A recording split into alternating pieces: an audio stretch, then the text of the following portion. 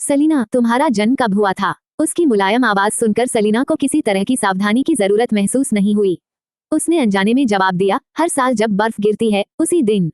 उसकी माँ ने उसका नाम बियाटा रखा था, लेकिन उसके पिता को वो नाम पसंद नहीं था। वे चाहते थे कि उनकी बेटी का जीवन उतना ही गर्वित और बेपरवाह हो जितना उनका और उसकी माँ का। एक अनुपम सुंदरता, यही उसके नाम का अर्थ था। सलीना के चेहरे पर हल्की सी पुरानी यादों की चमक उभर आई। उसे एहसास भी नहीं हुआ कि उसके बगल में खड़ा आदमी अचानक ऐसे चमक उठा जैसे अंधेरे आसमान में बादल हटकर तारे झिलमिलाने लगे। वो हल्का मुस्कुराया, कुछ नहीं बोला, बस उसका हाथ पकड़कर उसे रोशनी से भरे हॉल की ओर ले गया। सलीना अपनी यादों से बाहर आई तो देखा कि वो पहले से ही डाइनिंग टेबल पर बैठी थी।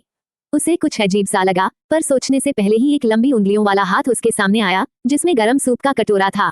सलीना ने सिर उठाया और उस आदमी की गहरी, कोमल आंखों में देखा।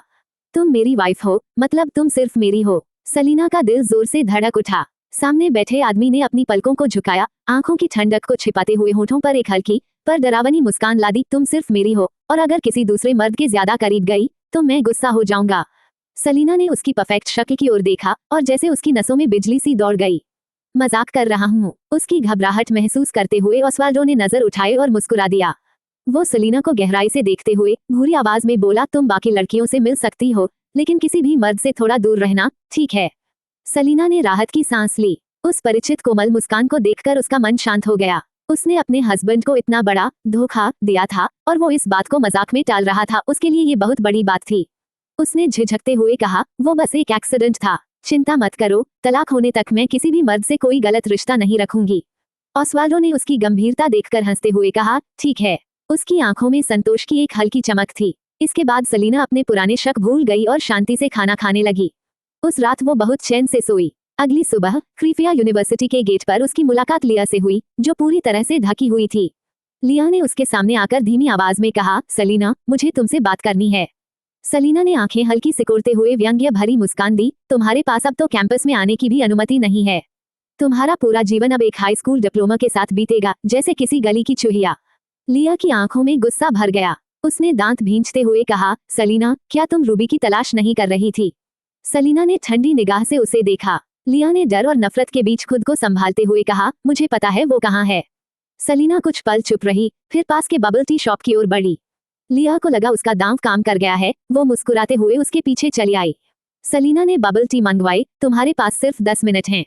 लिया ने पीछे खड़ी लेया की तरफ देखा। मैं ये बात सिर्फ सलीना को बता सकती हूँ, किसी और को नहीं। लेया ने गुस्से से कहा, मत सोचना कि मैं तुम्हें सिर्फ इसलिए नहीं मारूंगी क्योंकि तुम प्रेग्नेंट हो। अगर किसी गलत हरकत की कोशिश की तो मैं तुम्हें छोड़ूंगी नहीं। लिया ने व्यंग्य से मुस्कुराते हुए कहा, सलीना इतनी होशियार है, मैं तो बस एक प्रेग्नेंट औरत हूँ, क्या बिगाड़ लूंगी उसका। लेया की आंखें गुस्से से लाल हो गईं। तुम। सलीना ने उसका हाथ थपथपाया। बाहर जाओ, मैं संभाल लूंगी। लेया बोली, लेडी सलीना। सलीना मुस्कुराई। वो अभी मरने का मन नहीं बना रही, इसलिए मुझ पर हमला नहीं करेगी। जा, मुझे पता है मैं क्या कर रही हूँ। लेया ने लिया को घूरा और बाहर चली गई। सलीना ने आराम से बबल टी का घूंट लिया। अब बोलो। लिया ने उसके सामने बैठी इस शालीन और खूबसूरत औरत को घूरा। सिर्फ कुछ महीनों में सलीना इतनी बदल गई थी। उसके हर हाव भाव में एक अलग ही नजाकत थी। पुराने दिनों का कोई निशान नहीं। क्या कोई इंसान सच में इतना बदल सकता है? लिया की आंखों में एक खतरनाक चमक आई। वो बोली, तुम जानती हो लाल जेड अब मेरे पास नहीं है, मैंने उसे दे दिया था। सलीना ने स्ट्रॉ को हल्के से दांतों में दबाया, इंतजार करते हुए। मैंने वो इज़ाबेल को दिया था, लेकिन उसने किसी और को दे दिया। मुझे नहीं पता किसे। सलीना ने भौं उठाई। लिया ने आगे कहा, मैंने इज़ाबेल से खुद जाकर मांगा भी, लेकिन मुझे नहीं मिला। बातें सुनने में सीधी लग रही थी। सलीना ने ठंडे स्वर में पूछा, तो अब वो कहाँ है? लिया ने दांत भींचते हुए कहा, रेचल के पास। जब तुमने इज़ाबेल से वो जेड मांगा था, उसे पता चला कि वो तुम्हारी माँ की निशानी है, मेरी नहीं। वो तुमसे नफरत करती है और बदला लेना चाहती है। देश छोड़ने से पहले उसने रेचल से जेड लेकर उसे नष्ट करने का प्लान बनाया था। सलीना शांत चेहरे से सब सुनती रही। अब ये सब मुझे बताने की जरूरत क्यों महसूस हुई? उसने पूछा। लिया गुस्से से बोली, मत समझना मैं तुम्हारी मदद कर रही हूँ। इज़ाबेल के पास उसका भाई है जो उसे बचा लेगा। रेचल उससे टकरा नहीं सकती, लेकिन वो औरत बहुत घमंडी है। वो इज़ाबेल को जेड नहीं देगी। वो मेरी स्क्रिप्ट की मुख्य एक्ट्रेस है और मैं उसे किसी मुसीबत में नहीं पड़ने दे सकती। मतलब लिया मजबूर थी ये राज खोलने के लिए। क्रीफिया में इज़ाबेल से कुछ पाने की ताकत सिर्फ सलीना के पास थी। सलीना ने ठंडी निगाहों से लिया की ओर देखा। सलीना की ठंडी नजरों के सामने लिया ने किसी तरह अपनी घबराहट को दबाया। उसके शब्द आधे सच आधे झूठ थे। इज़ाबेल ने उसे बताया था कि सलीना को रेड जेड की असली कीमत का भी अंदाजा नहीं है और न ही उसे अपने और क्राइस्ट के बचपन के रिश्ते की सच्चाई पता है। यही तो उनका मौका था। सलीना उस पर विश्वास करती है या नहीं ये ज्यादा मायने नहीं रखता था। लिया को बस इतना करना था कि 3 दिन बाद होने वाले प्रेस कॉन्फ्रेंस में सलीना को ले जाना है और बस उसकी जीत हो जाएगी। लेकिन तभी सलीना की ठंडी हंसी ने उसकी सोच तोड़ दी। लिया, क्या तुम्हें सच में लगता है कि मैं हमेशा तुम्हारे वार झेलती रहूंगी और कभी पलटकर सजा नहीं दूंगी? लिया का चेहरा फीका पड़ गया। उसने सलीना के लिए कितनी मुसीबतें खड़ी की थी, पर सलीना ने कभी खुद पहल करके उस पर हमला नहीं किया था। लिया के मन में जैसे ये तय धारणा बन गई थी कि सलीना कभी खुद से कुछ नहीं करेगी। लेकिन आज उसके शब्दों ने जैसे सब बदल दिया। लिया के माथे पर ठंडा पसीना छलक आया। सलीना मुस्कुराई, मिसेस रिडल जब जेल गई थी तो मैं उनसे मिलने एक बार गई थी।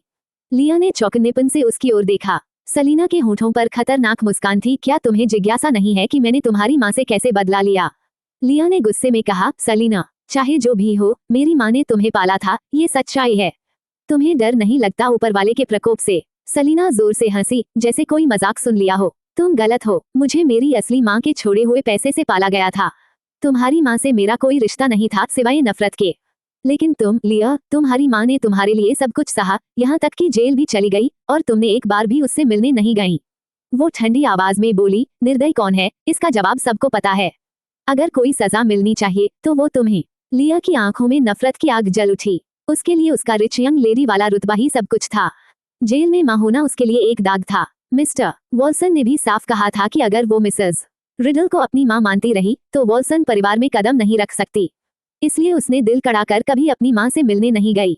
लिया ने व्यंग्य से कहा, सलीना, चाहे कुछ भी हो, मेरी मां तुम्हारी स्टेपमदर थी और इस बात पर तुमने जो बदला लिया वो गलत था।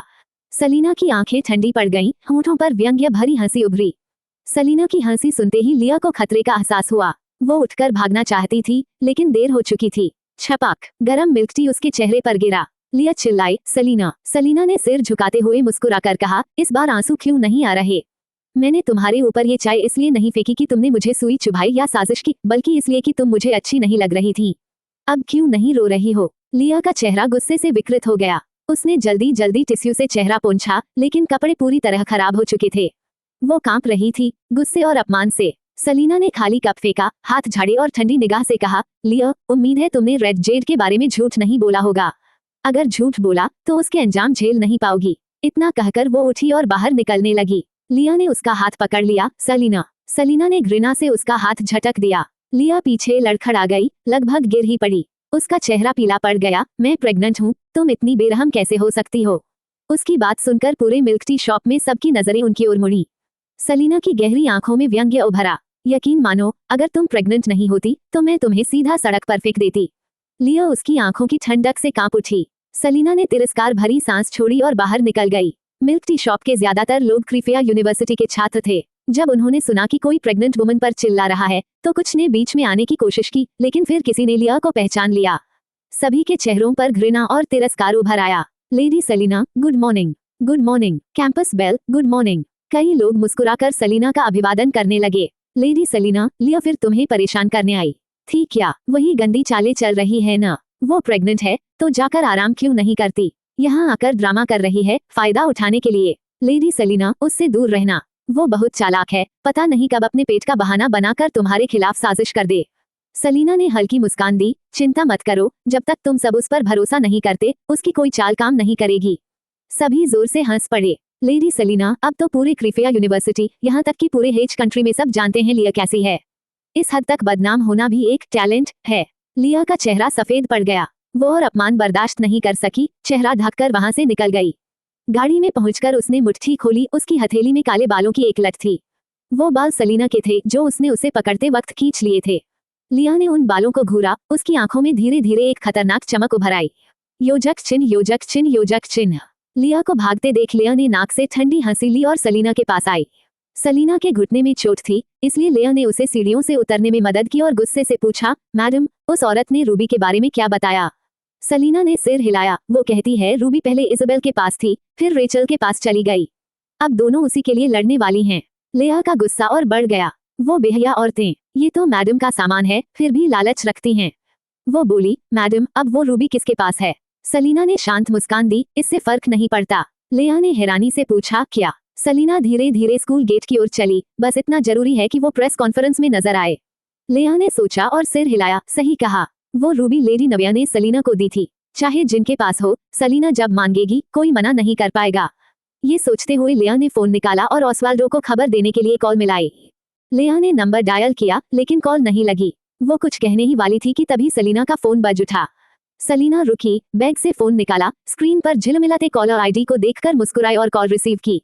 मैं अभी स्कूल पहुंची हूँ। क्या बात है? फोन के दूसरी ओर से ऑस्वाल्डो की धीमी गहरी आवाज आई, मुझे एक जरूरी काम से कैपिटल वापस जाना है, 3 दिन में लौट आऊंगा। अच्छा व्यवहार रखना और अगर कुछ हो तो नोआ को बताना।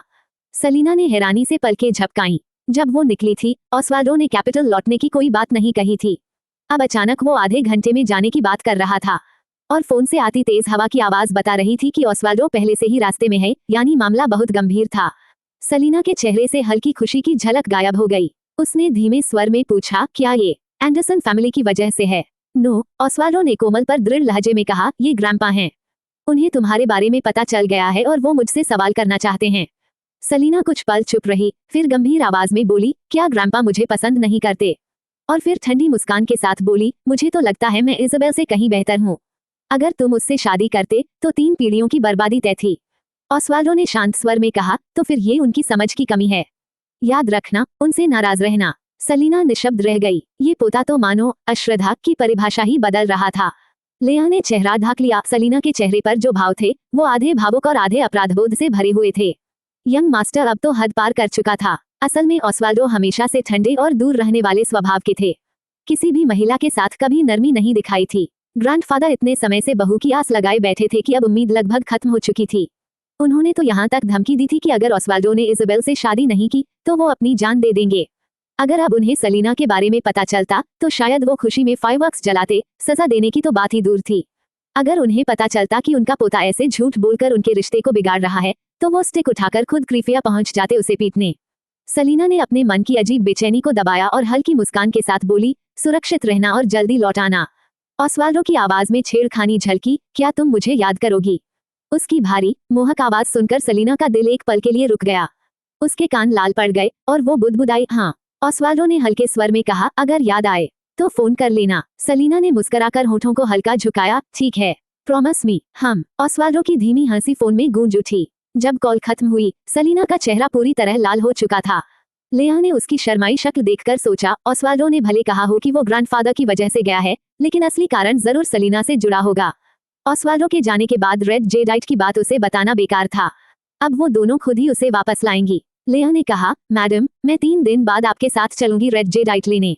सलीना ने धड़कते दिल को शांत करते हुए हल्की मुस्कान दी, यंग मास्टर को बताने की जरूरत नहीं है।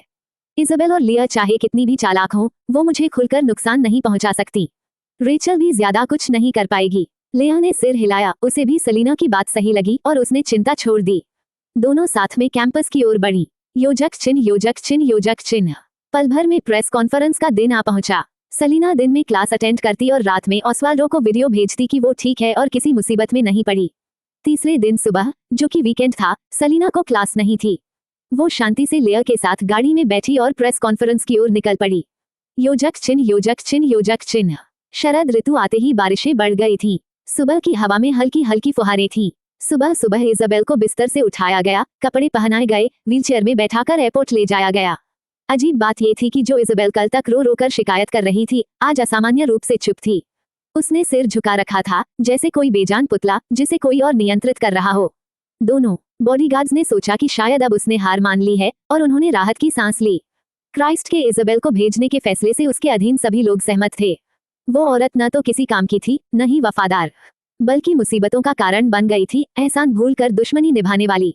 वो क्राइस्ट की सुरक्षा के लायक नहीं थी। दोनों बॉडीगार्ड्स ने इज़ाबेल को गाड़ी में बैठाया और एक ने क्राइस्ट को फोन किया, सर, मिस कॉलिंस को गाड़ी में बैठा दिया गया है, अब हम उन्हें सीधे एयरपोर्ट ले जा रहे हैं। क्राइस्ट की आवाज ठंडी हो गई। उसने कोई परेशानी तो नहीं की। कल रात थोड़ा हंगामा था, लेकिन आज सुबह बिल्कुल शांत है। क्राइस्ट कुछ पल चुप रहे, फिर बोले, उसे प्लेन तक पहुंचाना, ध्यान रखना कोई पहचान ना पाए। अब इज़ाबेल एक तरह से डेथ रो इनमेट थी। क्राइस्ट का उसे देश से बाहर भेजना जोखिम भरा कदम था। अगर कोई पहचान गया तो वो शायद निकल नहीं पाएगी। जी सर, क्राइस्ट कुछ याद करते हुए बोले, उधर कॉल कर देना, उसका ख्याल रखा जाए, कोई उससे बदसलूकी न करे। जी। फोन काटकर बॉडीगार्ड ने गाड़ी स्टार्ट की और एयरपोर्ट की ओर बढ़ गया। उसे पता नहीं था कि पीछे बैठी इज़ाबेल ने सिर झुका रखा था, लेकिन उसकी आंखों में पागलपन और नफरत का विकृत भाव झलक रहा था। क्राइस्ट, ये सब तुम्हारी वजह से है। पहले तुमने मुझे धोखा दिया, अब देखो मैं तुम्हें तुम्हारे असली दर्द से कैसे मिलवाती हूँ। उसके चेहरे पर एक भयानक मुस्कान फैल गई। योजक चिन्ह, योजक चिन्ह, योजक चिन्ह। दूसरी ओर क्राइस्ट गाड़ी के पास खड़ा था, बिना अम्ब्रेला के, और उसका चेहरा गंभीर था। शायद इज़ाबेल को जबरन भेजना उसे भी बेचैन कर रहा था। आमतौर पर ठंडा और निष्ठुर रहने वाला ये आदमी आज कुछ बोझिल लग रहा था। उसने धीरे से सिगरेट जलाया और गहरा कश लिया। इज़ाबेल उसके साथ 10 साल से भी ज्यादा रही थी। क्रीफिया आने से पहले वो मासूम और प्यारी थी, लेकिन जब उसके गुनाह सामने आए तो क्राइस्ट को एहसास हुआ कि जिस सेलिना से वो सालों प्यार करता रहा वो उतनी पवित्र नहीं थी जितनी उसने सोची थी। इज़ाबेल उस दयालु लड़की से बिल्कुल अलग थी जो उसकी यादों में थी। उसे भेजने का फैसला सच में सेलिना से जुड़ा था, लेकिन अगर इज़ाबेल ने हदें न पार की होती, यहाँ तक कि उसे नुकसान पहुंचाने की कोशिश न की होती, तो शायद वो इतना निर्दयी न बनता। क्राइस्ट ने झुंझलाकर सिगरेट फेंकी, गाड़ी में बैठा, एक्सेलरेटर दबाया और सीधे इज़ाबेल के विला की ओर निकल पड़ा। वो जाने से पहले एक आखिरी बार उसे देखना चाहता था। वो मन ही मन सोच रहा था कि अगर इज़ाबेल को क्रीफिया यूनिवर्सिटी में इतने समय रहने के बाद कोई पसंदीदा चीज या यादगार चीज हो, तो वो किसी को भेजकर उसे पहुंचा देगा। काली स्पोर्ट्स का तूफानी बारिश में जिनचेंग मैनर की ओर तेजी से दौड़ रही थी। योजक चिन्ह, योजक चिन्ह, योजक चिन्ह। दूसरी ओर लिया ने सुबह सुबह एक जासूस को रिश्वत देकर सेलिना की हर हरकत पर नजर रखवाई थी। आखिर उन्होंने इतनी सावधानी और समय लगाकर जो योजना बनाई थी, अगर सेलिना आखिर में न पहुंची तो सब व्यर्थ हो जाता। वो विला में बैठी मोबाइल स्क्रीन को घूरते हुए कॉल आने का इंतजार कर रही थी। वो अच्छी खबर सुनने की उम्मीद कर रही थी। आखिरकार एक लंबा इंतजार खत्म हुआ, फोन वाइब्रेट हुआ। लिया बहुत बेचैन थी, फिर भी उसने अपने हाव भाव को संभालते हुए धीरे से पूछा, क्या तुमने उसे देखा? फोन के उस पार से आवाज आई, हाँ, उसके साथ सिर्फ एक बॉडीगार्ड है। जिस दिशा में जा रही है वो यकीनन सोफिया ग्रैंड होटल की तरफ है। लिया ने बालों की एक लटकान के पीछे करते हुए धीमे लेकिन खतरनाक अंदाज में कहा, पक्का कर लो कि वो होटल के अंदर जाए, समझे? जी, समझ गया। फोन रखते ही लिया के चेहरे पर एक कांपती हुई मुस्कान फैल गई। सेलिना ने उसे नीचा दिखाया था। वो सोचती थी कि वही रिडल फैमिली की असली मिस है और जो भी उसके रास्ते में आएगा हार जाएगा। लेकिन इस बार उसे अपनी घमंड की कीमत चुकानी होगी। सेलिना, अब तू मर सकती है। लिया को समझ नहीं आ रहा था कि वो ज्यादा उत्साहित है या डरी हुई। उसने कंबल के कोने को कसकर पकड़ लिया, आंसू बह रहे थे, लेकिन होठों पर एक मुस्कान थी। उसे पता था कि सेलिना के मरने के बाद उसका बॉयफ्रेंड जरूर बदला लेने की कोशिश करेगा, इसलिए वो छिपी रही, विला से बाहर नहीं निकली। इज़ाबेल चली गई थी, रेचल भी चली गई थी और बाकी सब भी। सिर्फ वही थी जो अब तक साफ सुथरी बनी हुई थी। इस तरह जब भी वो आदमी बदला लेने आएगा तो सिर्फ इज़ाबेल, बैरेट सिस्टर्स और कैपिटल के दुश्मनों को ही निशाना बनाएगा, लिया को नहीं। वो सोचकर खुद ही मुस्कुरा उठी। 20 साल की न भी हुई लिया के चेहरे पर अब थकान, तनाव और हल्की क्रूरता की झलक थी। वो सेलिना से इतने समय से लड़ रही थी, अब जब सेलिना की हार तय थी तो खुशी स्वाभाविक थी। अब लिया ही अकेली रिडल परिवार की मिस बनेगी, लेडी नव्या की सारी संपत्ति उसकी होगी। फिर वो वॉल्सन परिवार में शादी करके यंग मिस्ट्रेस बनेगी। ये सोचकर लिया का दिल तेजी से धड़कने लगा। तभी नीचे से नौकर की आवाज आई, मिस्टर वॉल्सन, मिस ऊपर हैं। उन्होंने कहा है आज तबीयत ठीक नहीं है और बिस्तर पर आराम कर रही हैं। लिया के चेहरे पर उत्साह की लहर दौड़ गई। पिछली बार डोमिनिक के जाने के बाद वो उसे देखने नहीं आया था। इतने दिनों में लिया ने असली लोनलीनेस का स्वाद चखा था। उसने जल्दी से अपने चेहरे से आंसू पोंछे, आईने में खुद को ठीक किया और मुस्कुराते हुए बिस्तर से उठकर नीचे चली गई। डोमिनिक अंदर आया, वो भी थका और बुझा हुआ लग रहा था। जैसे ही उसने लिया के पीले चेहरे और लाल आंखों को देखा, उसके माथे पर बल पड़ गए। क्यों रो रही हो? भले ही उनका रिश्ता टूट चुका था, लेकिन लिया उसके बच्चे की माँ थी और दोनों सालों से साथ थे। इतनी आसानी से रिश्ता खत्म नहीं हो सकता था। लिया ने कोमल मुस्कान के साथ कहा, डोमिनिक, मैं तुम्हें बहुत याद कर रही थी, तुम आखिरकार मुझसे मिलने आए। डोमिनिक का दिल थोड़ा पिघल गया। वो जानता था कि उसने लिया को इन दिनों बहुत नजरअंदाज किया था। उसका वह सफेद चेहरा जिसमें नाराजगी नहीं थी, देखकर उसके भीतर अपराधबोध भर गया। तुम्हारी तबीयत ठीक नहीं लग रही, डॉक्टर को दिखाया। लिया ने उसका हाथ पकड़ा और बिस्तर की ओर ले जाते हुए बोली, हाँ, डॉक्टर ने कहा है ये सिर्फ इमोशनल डिप्रेशन है। अगर तुम मुझे ज्यादा मिलने आओ तो मैं और बच्चा दोनों ठीक रहेंगे। ये कहते हुए उसने डोमिनिक का हाथ अपने पेट पर रखा। देखो, ये आज बहुत शांत है। डोमिनिक के दिल में एक हलचल हुई। उसे पता था लिया गर्भवती है, लेकिन उसने इस बात पर कभी ज्यादा ध्यान नहीं दिया। लिया की करतूतों से वो थक चुका था और उसकी बदनाम छवि ने सब कुछ बिगाड़ दिया था। लेकिन जब उसने उसका हाथ अपने पेट पर रखा तो उसके दिल में अजीब सी कोमलता आई। वहाँ उसका बच्चा था। इस एहसास ने डोमिनिक के सारे गुस्से और नाराजगी को मिटा दिया। पछतावे के साथ साथ लिया ने एक बार फिर उसका दिल जीत लिया। वो उसकी बाहों में थी और मन ही मन सेलिना के बारे में सोच रही थी, जो इस वक्त क्रेमेटोरियम की ओर जा रही थी। लिया के होठों पर एक ठंडी मुस्कान उभर आई। आखिर में जीत उसी की हुई। सेलिना कभी नहीं जीत सकती थी। योजक चिन्ह, योजक चिन्ह, योजक चिन्ह। इस वक्त सेलिना सोफिया ग्रैंड होटल की ओर जा रही थी। लिया का चला रही थी और पीछे बैठी सेलिना को फोन में व्यस्त देखकर उत्सुकतावश पूछ बैठी, मैडम क्या देख रही हैं आप? सेलिना बहुत अनुशासित थी। वो कभी फोन में नहीं उलझती थी, न गेम खेलती थी। लिया ने पहली बार उसे इतना ध्यान से फोन देखते देखा था। सेलिना कुछ कहने ही वाली थी कि फोन वाइब्रेट हुआ। उसने नंबर देखा, कॉल रिसीव की और चेहरे पर प्यारी मुस्कान आई। Good morning. ऑस्वाल्डो रोज उसे गुड मॉर्निंग और गुड नाइट कहता था। अब तो सेलिना उसकी इतनी आदी हो चुकी थी कि अगर ये दो बातें न सुने तो बेचैनी महसूस होती थी। ऑस्वाल्डो ने पूछा, आज क्या कर रही हो? सेलिना ने खिड़की से बाहर जरती फुहारों को देखा। क्रीफिया में आज बारिश हो रही है। एक काम से बाहर जा रही हूँ, जल्दी लौट आऊंगी। कुछ क्षण चुप रहकर ऑस्वाल्डो ने कहा, मेरे लौटने का इंतजार करो, हम साथ चलेंगे। सेलिना पल भर को चौंकी, फिर याद आया कि वो आज लौटने वाला है। वो मानने ही वाली थी, पर फिर मुस्कुराकर बोली, जरूरत नहीं, मैं तुम्हें एयरपोर्ट से लेने खुद आऊंगी। उसे एहसास हुआ कि उसने कभी खुद ऑस्वाल्डो को लेने नहीं गई थी। आज मौसम भी कुछ उदास था और उसे उसकी कमी महसूस हो रही थी। वो बस जल्दी से उसे देखना चाहती थी।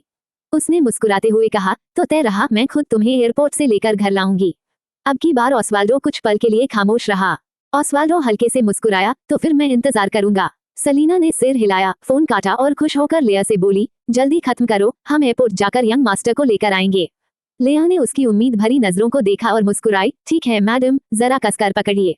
इतना कहकर उसने एक्सेलरेटर दबाया और तेजी से होटल की ओर निकल पड़ी। सेलिना को यह नहीं पता था कि जब उसने कॉल किया तब ऑस्वाल्डो का प्लेन पहले ही क्रीफिया पहुंच चुका था। अपनी पत्नी को याद करते हुए उसने कैपिटल में काम खत्म किया और एक पल भी घर नहीं रुका, सीधे रात भर क्रीफिया लौट आया। इस समय काले कपड़े और काले बालों वाला वह आदमी कार के सहारे आलस से झुका हुआ खड़ा था। उसकी नुकीली और रहस्यमयी शक्ल किसी को आकर्षित नहीं करती थी, बल्कि एक ठंडी और खतरनाक आभा फैलाती थी। पीछे खड़े लोग कुछ देर तक इंतजार करते रहे। उसे बारिश में चुपचाप खड़े देखकर बोले, सर क्या हम वापस नहीं चल रहे? काफी देर बाद ऑस्वाल्डो के होठों पर हल्की मुस्कान आई और उसकी आंखों में नरमी की झलक दिखी। कोई जल्दी नहीं है। अगर वो अभी लौट जाता तो क्या वो अपनी पत्नी की इच्छा को ठुकरा नहीं देता? वो उसकी हर चाहत पूरी करना चाहता था और सबसे जरूरी बात, वो उस खूबसूरत चेहरे पर मायूसी की एक झलक भी नहीं देख सकता था। इसलिए वो बारिश में यहीं ठहरा रहा, सिर्फ इंतजार के लिए। आसपास खड़े लोग उसे चिंतित होकर देख रहे थे। जो उसने आज किया, उसे देखकर उनके मन में बस एक ही बात आई, सबसे निर्दयी फिर भी सबसे प्रेमी। कौन सोच सकता था कि सेलिना से मिलने से पहले ये आदमी इतना भावुक भी हो सकता है। योजक चिन्ह, योजक चिन्ह, योजक चिन्ह। एयरपोर्ट पर इजाबेल 2 बॉडीगार्ड्स के साथ पहुंची। एक ने कार का दरवाजा खोलते हुए कहा, मिस कॉलिंस, हम पहुंच गए हैं, अब आपको प्लेन तक छोड़ देते हैं। इजाबेल ने सिर झुकाए रखा, कोई प्रतिक्रिया नहीं दी। उसकी यह चुप्पी कुछ असामान्य थी। दोनों बॉडीगार्ड्स ने एक दूसरे को देखा। दोनों की आंखों में शक और सतर्कता थी। लेकिन फिर सोचा, इजाबेल के पास अब क्राइस्ट का संरक्षण नहीं था, वह तो एक तिरस्कृत नाजायज बेटी थी। अब वो कुछ नहीं कर सकती थी, खासकर तब जब वह अपाहिज भी हो चुकी थी। बस उसे प्लेन पर चढ़ाना था और उनका काम पूरा हो जाता। एक बॉडीगार्ड ने इजाबेल को उठाने के लिए हाथ बढ़ाया, लेकिन जैसे ही उसने उसे उठाया, उसके सीने में दर्द उठा। उसे तुरंत एहसास हुआ कि कुछ गड़बड़ है। उसने इजाबेल को जमीन पर फेंक दिया और चिल्लाया, सावधान। ड्राइवर ने पलटकर देखा, इजाबेल के हाथ में नाइफ थी, जो उसने बॉडीगार्ड के दिल में घोंप दी थी।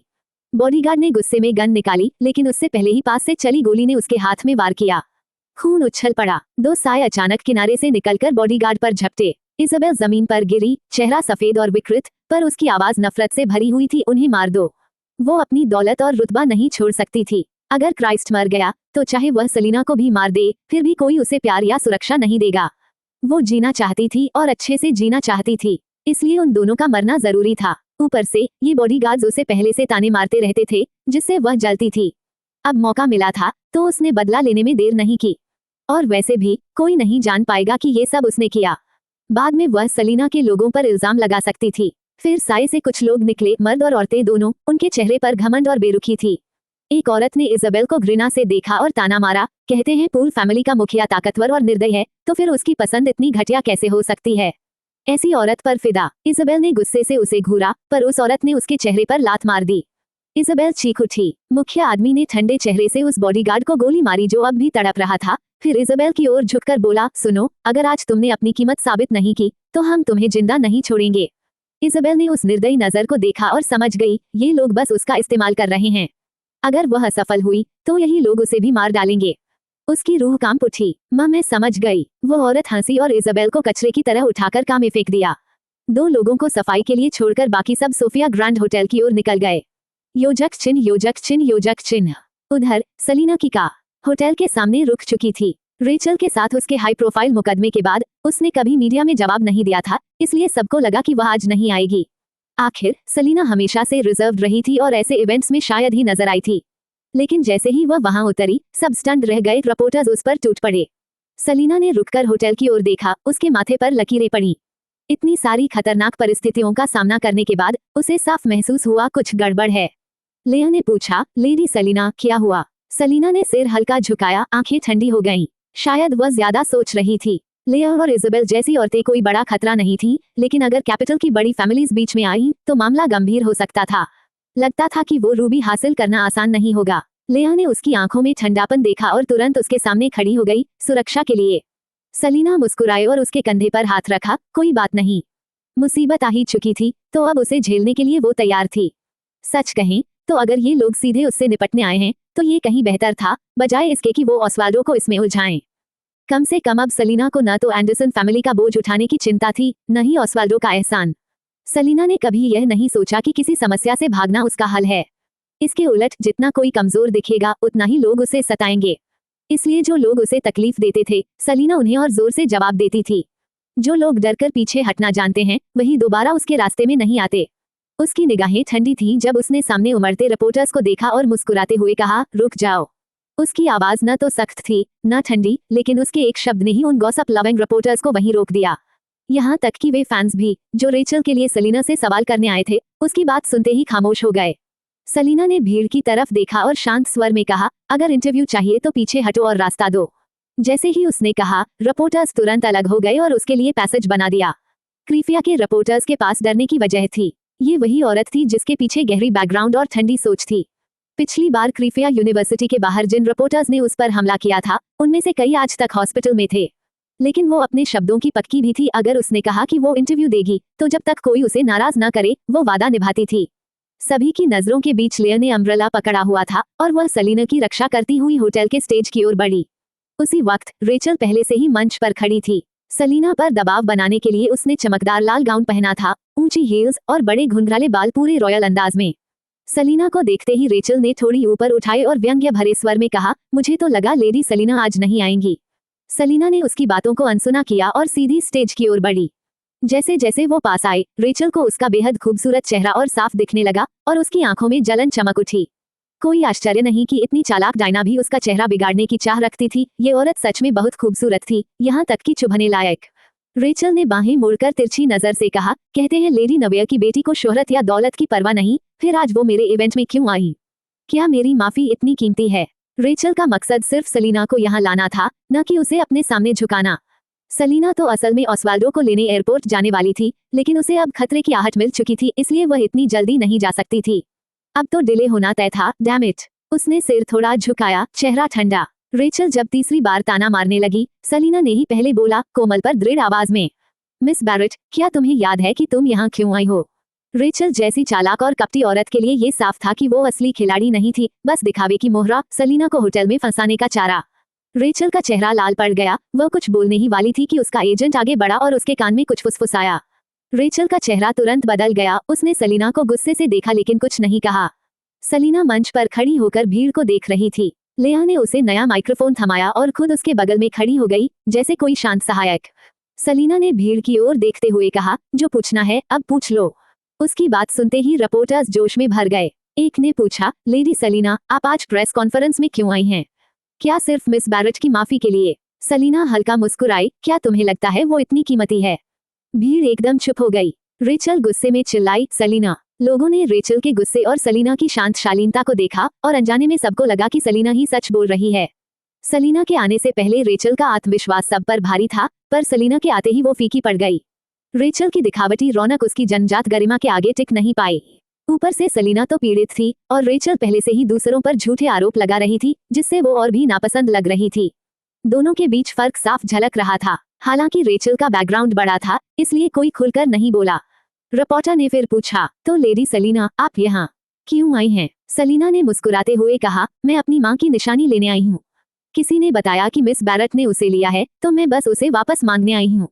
ये सुनते ही पूरा हॉल हैरान रह गया। रेचल भी चौंक गई और तुरंत चिल्लाई, सलीना, तुम झूठ बोल रही हो। कौन सी निशानी? उसकी आवाज तीखी और बेकाबू थी। सलीना ने उसकी ओर देखा और हल्की रहस्यमयी मुस्कान दी। रेचल को उसी पल डायना की बात याद आई, सलीना को ऊपर ले जाने का निर्देश। वो घबरा गई, उसने भूलकर वही बात उगल दी जो जाल का हिस्सा थी। और सलीना की मां की निशानी वही तो असली चारा थी। नीचे रिपोर्टर्स में खलबली मच गई। लेडी नवेयर की निशानी, अब बात समझ आई। सलीना इतनी रिजर्व्ड हैं, वो यूं ही किसी इवेंट में नहीं आती। लेडी सलीना, वो कीपसेक क्या है? किसने बताया कि मिस बैरट के पास है? मिस बैरट, क्या आप सच में वो कीपसेक रखती हैं? रेचल का चेहरा सफेद पड़ गया, गुस्से और लाचारी से भरा हुआ। उसने कभी वो कीपसेक देखा तक नहीं था, लेकिन डायना के आदेश की वजह से वह अब चुप रहने को मजबूर थी। भीड़ में बुदबुदाहट फैल गई, लगता तो है सच। सलीना ने शांत स्वर में कहा, मैं नहीं बताऊंगी कि वो कीपसेक क्या है, बस उम्मीद करती हूँ कि अगर मिस बैरट ने सच में उसे देखा है, तो वह उसे मुझे लौटा दे।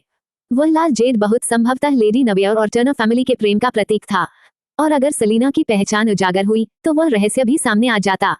इसलिए ये बात सिर्फ अंतिम स्थिति में ही उजागर होनी चाहिए। जब तक बिल्कुल जरूरी न हो, सलीना किसी के सामने लेडी नवेयर की छोड़ी हुई चीजें उजागर नहीं करना चाहती थी। एक रिपोर्टर ने रेचल से तेजी से पूछा, मिस बैरट, क्या आपने सच में लेडी नवेयर की वो चीज ले ली थी जो लेडी सलीना के लिए थी? अगर ये सच होता, तो रेचल का चरित्र संदिग्ध हो जाता। रेचल बेहद अपमानित महसूस कर रही थी, लेकिन मौके पर फट नहीं पड़ी।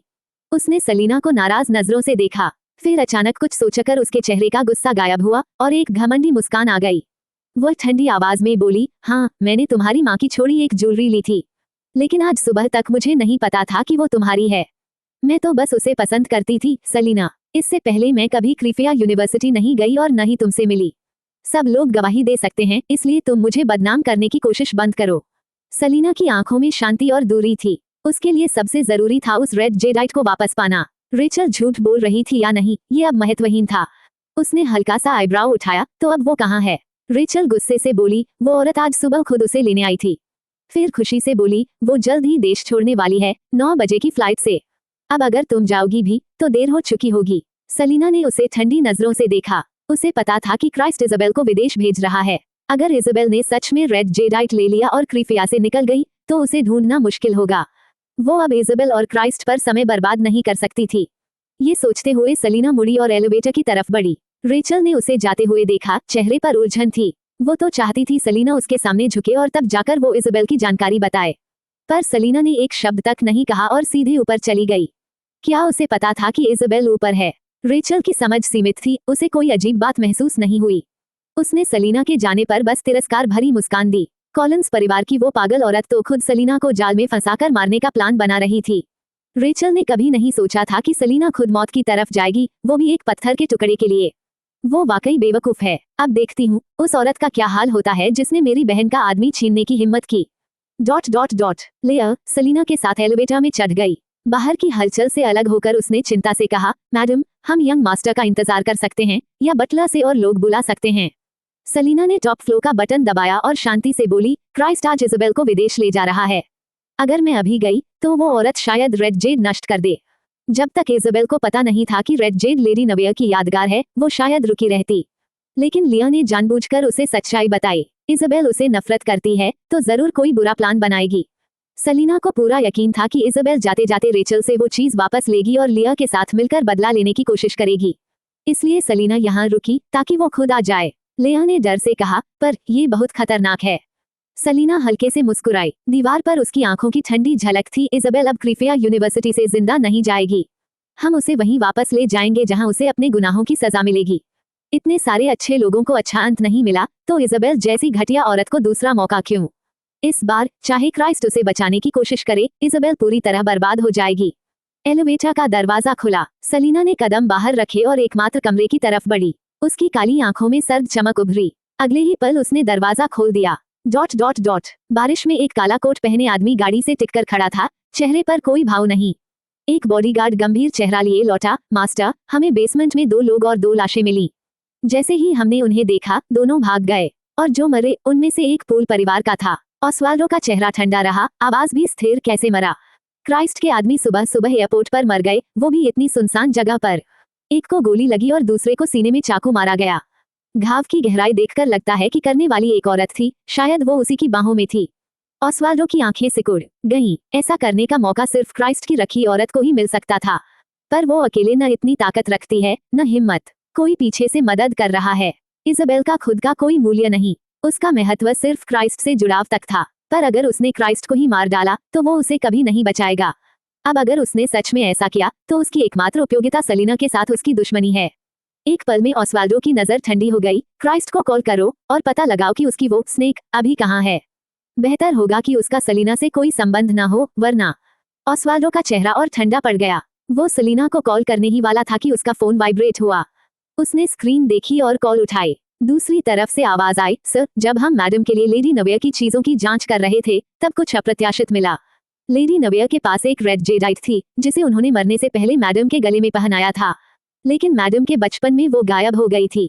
क्या ये संभव है कि एंडरसन परिवार के लिए उस रेड जेडाइट का विशेष अर्थ था? वो लगभग उन्हें एक ऐसी स्त्री मुखिया देने वाली थी जिसका दिल सांप जैसा था। दुनिया में बहुत रेड जेडाइट्स हैं, लेकिन इज़ाबेल जैसी घटिया, स्वार्थी और झूठी औरत की तुलना में लेडी नवेयर की बेटी सेलिना ही उस जेड की असली हकदार थी। ऑस्वाल्डो की सांस भारी हो गई, उसकी काली आंखें और गहरी होती गईं। उसका काला कोट हवा के बिना भी हिल उठा और उसके आसपास का अंधकार जैसे उस पर सिमटने लगा। ठंडी, खतरनाक ऊर्जा हवा में भर गई और उसके आसपास के लोग एक पल में उस आदमी की डरावनी आभा से कई कदम पीछे हट गए। बिना किसी के समझे वो आदमी अचानक नजर से गायब हो गया और उसकी काली स्पोर्ट्स कार बिजली की रफ्तार से आगे निकल गई। गाड़ी चलाते हुए ऑस्वाल्डो ने एक नंबर मिलाया। कुछ सेकंड बाद कॉल उठी। मैं पूछ रहा हूँ। हवा और बारिश की आवाजों के बीच ऑस्वाल्डो की ठंडी, सिहरन भरी आवाज आई, क्या टर्नर परिवार के पास कभी एक रेड रूबी थी? पैट्रिक हल्का खांसा, अचानक आए इस सवाल से हैरान हुआ, लेकिन बोला, हाँ, टर्नर परिवार के पुराने मुखिया ने कभी लेडी नवेयर को एक अनमोल रेड रूबी दी थी और वो अब शायद लेडी सेलिना के पास है। वो अपनी बात पूरी करता उससे पहले ही उसे महसूस हुआ कि फोन के दूसरी तरफ का आदमी अचानक भारी सांस ले रहा है। क्या हुआ? पैट्रिक ने जल्दी से पूछा, लेकिन ऑस्वाल्डो ने कॉल काट दी और तुरंत सेलिना का नंबर मिलाया। वो रेड रूबी टर्नर परिवार के आदमी ने लेडी नवेयर को प्रेम प्रतीक के रूप में दी थी। मरने से पहले लेडी नवेयर ने उसे अपनी बेटी के गले में पहना दिया था। अब कोई उस रहस्य तक पहले ही पहुंच चुका था, मतलब किसी ने पता लगा लिया था कि सेलिना टर्नर परिवार की बेटी है, और वही लोग इज़ाबेल की मदद इसलिए कर रहे थे ताकि उसके जरिए सेलिना को खत्म किया जा सके। ऑस्वाल्डो की आंखों में एक पल के लिए खून जैसी लाल चमक कौंधी। ... उसी समय क्राइस्ट की कार जिनचेंग विला के बाहर रुकी। शायद इज़ाबेल को भेज देने की वजह से या किसी और कारण से आज क्राइस्ट का मूड बेहद भारी था। वो गुस्से में घर में दाखिल हुआ और नौकरानी को इज़ाबेल का सामान पैक करने को कहने ही वाला था कि उसकी जेब में रखा फोन वाइब्रेट हुआ। नंबर देखते ही उसकी आंखों में हल्की चमक आई। ऑस्वाल्डो के आदमियों में से एक ने उसे कॉल किया था। क्राइस्ट के मन में अचानक एक बुरा एहसास हुआ। उसने कॉल रिसीव की। दूसरी तरफ से ठंडी, कठोर आवाज आई, मिस्टर पूल, हमारे बॉस ने कहा है कि आपके 2 बॉडीगार्ड्स एयरपोर्ट पर मारे गए हैं और आपको देखना चाहिए कि आपकी वो स्नेक एंड स्कॉर्पियन अभी कहाँ हैं। इतना कहकर कॉल काट दी गई। क्राइस्ट का चेहरा गुस्से से विकृत हो गया, माथे की नसें फूल उठी। मतलब साफ था, इज़ाबेल ने उसके भेजे दोनों बॉडीगार्ड्स को मार डाला और भाग गई। ऑस्वाल्डो जैसा आदमी कभी झूठ नहीं बोलता, तो जरूर किसी ने इज़ाबेल के आदेशों पर यह सब किया था। अब क्राइस्ट को सिर्फ एक बात की चिंता थी, इज़ाबेल की मदद कौन कर रहा था। जिसने भी उसे मारने की कोशिश की, क्राइस्ट उसे जिंदा नहीं छोड़ेगा। वो बाहर जाने ही वाला था कि पीछे से मेड की आवाज आई, मिस्टर पूल, जरा रुकिए। क्राइस्ट गुस्से में भरा था, उसे इज़ाबेल से जुड़ी कोई बात नहीं सुननी थी, इसलिए वो नहीं रुका। मेड काफी देर से उसका इंतजार कर रही थी और दूर से उसका डरावना चेहरा नहीं देख पाई। वो जल्दी से बोली, ये उस यंग लेडी के बारे में है जिन्हें आप पिछली बार यहाँ लाए थे। क्राइस्ट के कदम रुक गए। वो और कोई नहीं, सेलिना थी। वो पीछे मुड़ा नहीं, बस ठंडे स्वर में बोला, बोलो। मेड उसके पास आई। उस ऊंचे आदमी की पीठ देखकर उसके दिल में डर समा गया। कांपते हुए बोली, वो एबिगेल थी। जाने से पहले उसने मुझसे कहा कि बताऊं, पिछली बार जो यंग लेडी आई थी वो मिस कॉलिंस का नेकलेस ढूंढ रही थी, लेकिन मिस कॉलिंस ने कहा कि उसने नहीं लिया। पर एबिगेल ने कहा उसने अपनी आंखों से देखा था, मिस कॉलिंस ने वही नेकलेस निकाला था। मेड का शरीर अब कांपने लगा। उसने देखा कि क्राइस्ट धीरे धीरे सिर घुमा रहा है। उसकी गहरी, नुकीली आंखों में कोई गर्मी नहीं थी, बस सर्द, घातक सन्नाटा। वो हर शब्द अलग अलग बोलते हुए बोला, किस तरह का नेकलेस? मेड का चेहरा पीला पड़ गया और वो डर से जमीन पर गिरकर बोली, मिस्टर पूल, माफ कीजिए, मुझे नहीं कहना चाहिए था, कृपया मुझे माफ करें। क्राइस्ट धीरे धीरे उसकी ओर लौटा। उसकी नजर इतनी ठंडी थी कि जैसे बर्फ सी चुभ रही हो। साफ साफ बताओ, वो यंग लेडी किस नेकलेस की तलाश में आई थी? मुझे नहीं पता, एबिगेल ने बताया था, मैं उसे अभी कॉल करती हूँ। मेड कांपते हुए फोन निकाला, नंबर मिलाया और इंतजार करने लगी। हर सेकंड उसे जैसे सदियों जैसा लग रहा था। वो जानती थी क्राइस्ट भले डरावना हो, लेकिन अगर कोई सीमा पार न करे तो वो ज्यादा कुछ नहीं कहता। वो इज़ाबेल से कहीं ज्यादा आसान मालिक था, इसलिए मेड ने ये बात बताने की हिम्मत की। लेकिन इस वक्त उसका चेहरा इतना खतरनाक लग रहा था कि मेड का डर और बढ़ गया। उसकी काली लंठें आंखों पर गिर रही थी, लेकिन उनके बीच से झांकती लाल चमक साफ दिख रही थी। आखिरकार कॉल उठाई गई। दूसरी तरफ से एक लड़की की आवाज आई, लूसी क्या हुआ? मेड बोली, एबिगेल, मिस्टर पूल को बताओ पिछली बार जब यंग लेडी मिस कॉलिंस से मिली थी तो वो किसी नेकलेस के बारे में पूछ रही थी। फोन के उस पार की लड़की क्राइस्ट का चेहरा नहीं देख पा रही थी, इसलिए निडर होकर बोली, हाँ याद है। वो कह रही थी वो एक बेहद सुंदर, अनमोल, चमकदार लाल नेकलेस ढूंढ रही थी, शायद उसे कहते हैं। मेड ने महसूस किया कि एबिगेल के ये बोलते ही क्राइस्ट का चेहरा भयानक रूप से बदल गया, जैसे किसी राक्षस ने पिंजरा तोड़ दिया हो और अब किसी को फाड़कर रख देना चाहता हो। मेड की सांस अटक गई। क्राइस्ट की नजर अब जमीन पर पड़े फोन पर जमी थी। कमरे में सन्नाटा घना हो गया था। थोड़ी देर बाद एबिगेल की आवाज फिर आई, रूबी। हाँ वही था, रूबी। वो कह रही थी मिस कॉलिंस के पास एक रूबी नेकलेस है जो उन्हें उनकी माँ से विरासत में मिला था। वो बहुत ढूंढ रही थी पर कहीं नहीं मिला तो कॉलिंस से पूछने आई, लेकिन उसने मना कर दिया। पर मैंने खुद देखा था उस दिन जब मिस कॉलिंस फोन पर बात कर रही थी, उसने अपनी गर्दन से एक चमकदार लाल रूबी नेकलेस निकाला था, बहुत सुंदर था। अब एबिगेल को भी माहौल का अंदाजा हो गया और उसकी आवाज धीमी पड़ गई, शायद वही नेकलेस यंग लेडी ढूंढ रही थी। ... सलीना ने सामने के दो भारी काले लकड़ी के दरवाजे खोले। अंदर बैठी औरत ने पीछे मुड़कर मुस्कुराते हुए कहा, तुम आ गई। सेलिना ने उस निर्जीव चेहरे को देखा, लेकिन उस पर जो घमंडी और मोहक मुस्कान चमक रही थी वो इतनी कुरूप थी कि सहा नहीं जा सकता था। वो शांत चाल से आगे बढ़ी और पूछी, where is my red jadeite? Isabel खिड़की के पास बैठी थी। ये सुनते ही उसने आराम से शरीर से रेड जेडाइट निकाला और खिड़की से बाहर पकड़ाकर दिखाया। क्या तुम्हें ये रेड जेडाइट चाहिए? उसने मुंह मरोड़कर मुस्कुराया, जब तक तुम घुटने पर बैठकर मुझसे विनती नहीं करोगी, नहीं। लेया, जो सेलेना के पीछे थी, की आंखों में खून खौल उठा। वो साहस करके उस बेहया औरत को मारने को आगे बढ़ने ही वाली थी। सेलेना ने हाथ उठाकर लेया को रोका और ठंडे, अटल नजरों से इज़ाबेल को सीधे देखा। इम्पॉसिबल, इज़ाबेल ने दांत पीसते हुए क्रोध से भरी आंखों से चिल्लाया, सेलेना, क्या तुम अभी भी अपनी माँ की विरासत चाहती हो? मैं 3 तक गिनूंगी, अगर तुम घुटने नहीं टेकोगी और मुझसे नहीं भीख मांगोगी तो मैं इसे अभी नीचे फेंक दूंगी। 30 मंजिला की ऊंचाई के नीचे शहर की झील थी। रेड जेडाइट नीचे फेंकना लगभग मतलब था कि वो हमेशा के लिए खो जाएगी। चिल्लाने के बाद इज़ाबेल का चेहरा विजयी मुस्कान से चमक उठा और वह आत्मविश्वास से गिनती करने लगी। 1। सेलेना शांति से उसे देखती रही, किसी भी तरह की घबराहट का कोई निशान नहीं था। इज़ाबेल का दिल बेफिजूल ही घबरा उठा, उसने दांत कुचले। 2। सेलेना अनाविचलित रही, सुस्त और आराम सा व्यवहार करते हुए अपनी उंगलियों को निहार रही थी। इज़ाबेल इतना क्रोधित थी कि उसे चीखे छोड़ने का मन हो रहा था। वह चाहती थी कि सेलेना का वो हमेशा ऊंचा ठाठ चेहरा फट जाए, पर दूसरे के घूरते नजर में वह 3 बोलने की हिम्मत नहीं जुटा पाई। अगर वाकई रेड जेडाइट खो गया तो क्राइस्ट उसे तो मार ही डालेंगे। इज़ाबेल ने सेलेना को घृणा भरी निगाहों से घूरा, सारा दबा हुआ मानसिक गम और भय फूट पड़ा। उसका चेहरा कठोर था जब उसने दहाड़ लगाई, सेलेना, तुम जैसी हरामजादा क्यों जी रही हो? तुम पहले क्यों नहीं मर गई? साफ है कोई तुम्हारा मतलब नहीं रखता। तुम्हारे होने से कितने लोग तिरस्कार करते हैं, पता है तुम्हें? अगर सेलेना नहीं आई होती या मर गई होती तो वह अभी भी अमीर बिगड़ी हुई लड़की होती, क्राइस्ट की प्यारी और एंडरसन परिवार की भविष्य की मालकिन। पर सब कुछ जो उसके पास था सेलेना ने छीन लिया है। उसका चेहरा, उसकी साख, उसकी दौलत, सब कुछ सेलेना के हाथों बर्बाद हुआ। काश वो औरत पहले मर जाया करती। सेलेना की आंखें ठंडी हो गईं। लेया का गुस्सा इतना बढ़ गया कि उसकी आंखें लाल हो आईं। वह इज़ाबेल पर झपटकर उसे चीरने को तैयार थी और जोर से गाली देते हुए बोली, लेडी सलीना, तुमसे 1000 गुना, 10,000 गुना बेहतर है। तुम जैसे दुष्ट हृदय वाली कोई जीने की लायक नहीं। क्राइस्ट को छोड़कर एच कंट्री में हर कोई चाहता है कि तुम मर जाओ। तुम, ये घिनौनी मक्खी, ये कीचड़, जब तुमको पकड़ा तो मैं तुम्हें सड़क पर फेंक दूंगी और देखूंगी कि राहगीर तुम्हें टुकड़े टुकड़े कर दें। इज़ाबेल को पिछली बार याद आया जब किसी ने उसे सड़क पर मारने के कगार पर छोड़ दिया था। उसकी आंखों में डर था और वह सेलेना को और भी बढ़ती नफरत से निहारने लगी। उसने अपना हाथ और बाहर बढ़ाया और जहरीली आवाज में चिल्लाई, सेलेना, अभी घुटने टेककर मुझसे भीख मांगो वरना मर भी जाऊं, ये रेड जेड तुम्हें नहीं दूंगी। सेलेना ने तंज में मुस्कुराते हुए उसके पास बढ़ना शुरू किया। ये रेड जेड मेरी माँ की एक चीज से ज्यादा नहीं है। तुम किस बेसहारा आत्मविश्वास से सोचती हो कि यह मुझे डराएगा? वो हल्का सा आंखें चिढ़ाते हुए बोली, तुम्हारे बर्ताव से तो साफ है कि यह तुम पर ज्यादा हावी है। इज़ाबेल का चेहरा चरम पर डरा हुआ हो गया। जैसे ही उसने देखा कि सेलेना पास आ रही है, उसने बेकाबू होकर चिल्लाया, दूर रहो और ना आओ। एक कदम और बढ़ाया तो मैं इसे नीचे फेंक दूंगी। सेलेना कदम दर कदम आगे आई, उसकी आंखों में ठंडक और सख्ती थी। अगर तुम मेरी रेड जेड फेंकने की हिम्मत करोगी तो मैं तुम्हें यहाँ से नीचे फेंककर तुम्हें ठीक ठीक टुकड़े करवा दूंगी। इज़ाबेल उस ठंडी नजर से कांप उठी। उसे याद था कि पहले भी सेलेना ने उसे दूसरी मंजिल से फेंक दिया था और वो 2 महीने तक बिस्तर पर पड़ी रही थी। उसे पता था कि सेलेना कितनी निर्दयी हो सकती है, इसलिए वह निश्चय कर चुकी थी कि सेलेना उससे डराकर ही मनवाना चाह रही है। इज़ाबेल ने रेड जेड फेंकने की हिम्मत नहीं की, नहीं उसने सेलेना को और पास आने दिया। उसने व्हीलचेयर घुमाकर भागने की कोशिश की, पर अगले ही पल सेलेना उसके सामने खड़ी थी, ठंडी नजरों से देख रही थी। तुमसे खून की बदबू आ रही है। क्या तुमने अभी किसी को मराया? किसे मारा? उसने इज़ाबेल के पीछे देखा, वहां कोई गार्ड नहीं थे। उसकी आंखों में आश्चर्य का अंश चमका।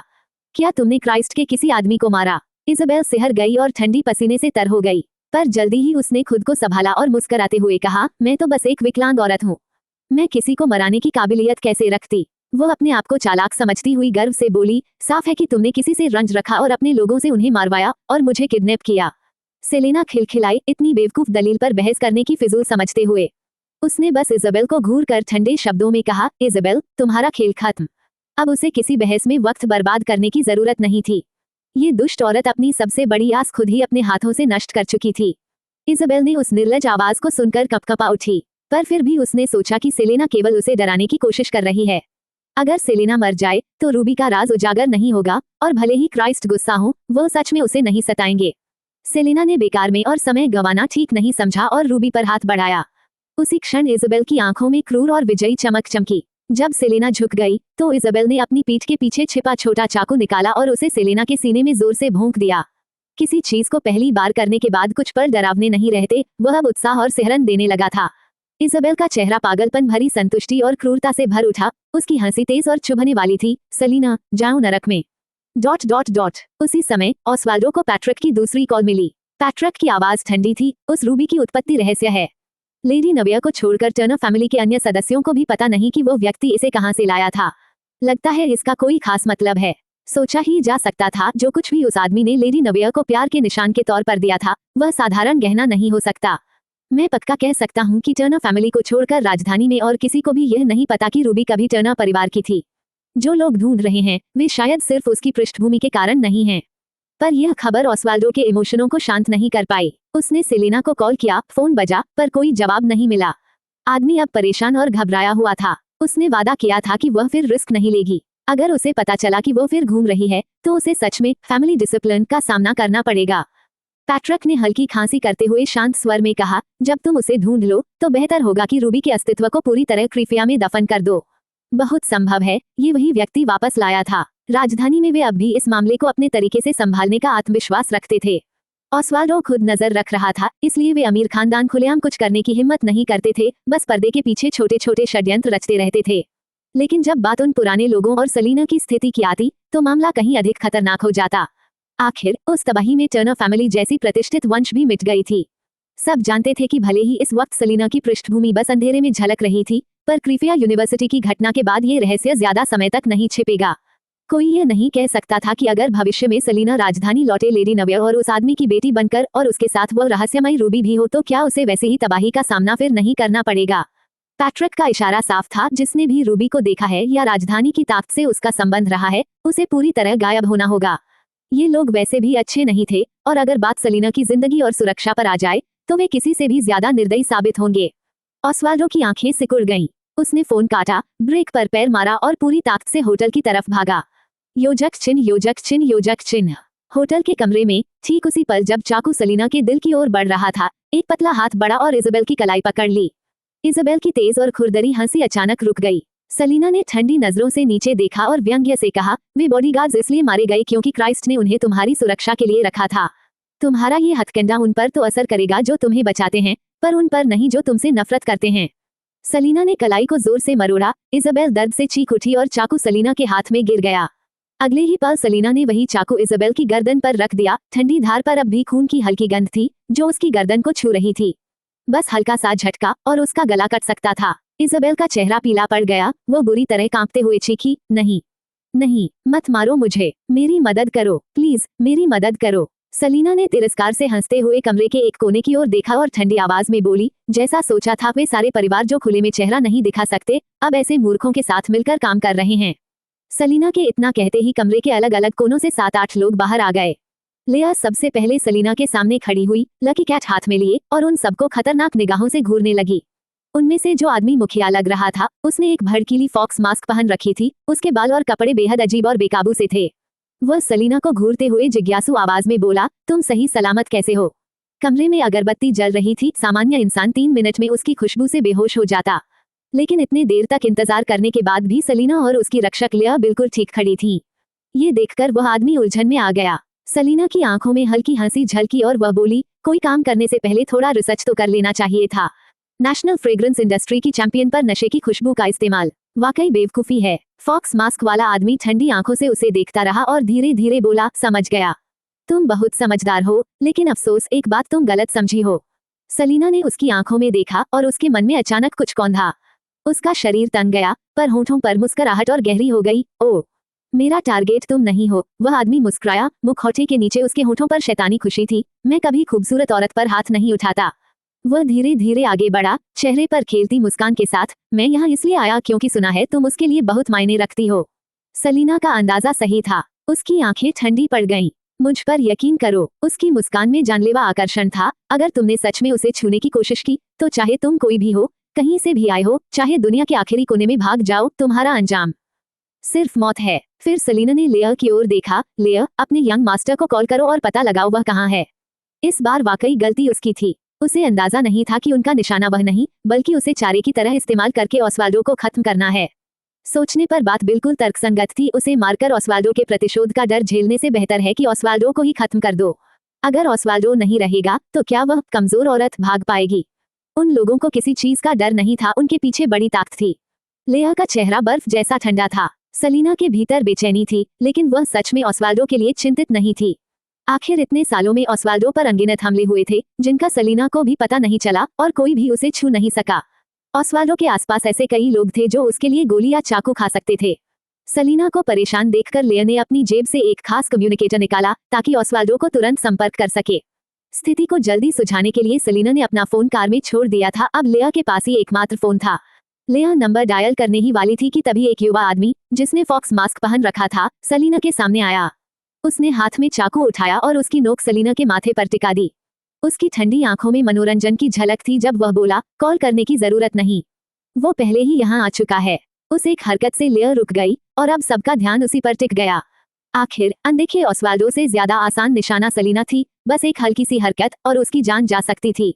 सलीना की हथेलियां पसीने से भीगी थीं, लेकिन उसका दिमाग असाधारण रूप से शांत था। उसने पूछा, और क्या किया तुमने? युवक मुस्कुराया, आंखों में खतरनाक चमक के साथ, और चाकू को थोड़ा नीचे किया। ज्यादा कुछ नहीं, बस एयरपोर्ट पर 2 लोगों को छोड़ा था, ताकि उसे बताया जा सके कि तुम खतरे में हो। वो आज सुबह ही क्रीफिया यूनिवर्सिटी पहुंचा, पर किसी वजह से एयरपोर्ट से बाहर नहीं निकला। जब हम इस कचरे को पकड़ने गए, उसने इज़ाबेल की ओर देखा, जिसका चेहरा पत्थर सा जम गया था, तो हमने जानबूझकर 2 लोग और 2 लाशें पीछे छोड़ दी। जैसा सोचा था, वह गुस्से में खुद ही हमारे पीछे आ गया। इतना कहते हुए उस युवक की नजर नीचे की मंजिलों की ओर मुड़ गई। सलीना की आंखें और ठंडी हो गईं। उसने उसकी निगाह का पीछा किया और खिड़की के बाहर उसने देखा कि एक लंबी, सधी हुई आकृति तेजी से उनकी ओर दौड़ रही थी।